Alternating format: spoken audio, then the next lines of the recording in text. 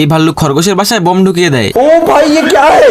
रुक तेरे को बताते। তো খরগোশ বোমের উপরে রং করে দেয়। রং করা বোম নিয়ে এসে খরগোশ ভাল্লুককে দেয়। এইদিকে বলদ ভাল্লুক সিগারেট ভেবে খাওয়া শুরু করে।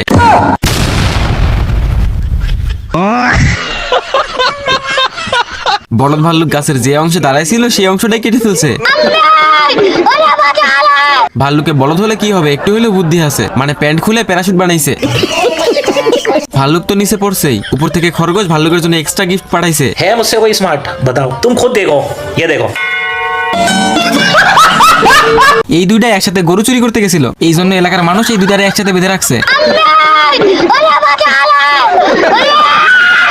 মানে দুই বলদে একসাথে হলে যা হয় আর কি। বম গর্তে ফেললে দুইটাই নিচে লুকিয়ে পড়ে। ভাই কচু খাওয়া ভাগ্য হইলে যা হয় আর কি।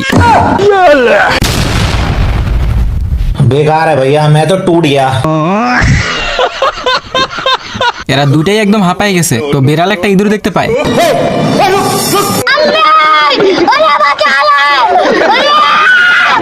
কুকুরের অবস্থা সেই খারাপ, কিন্তু বিড়াল থামতে রাজি না।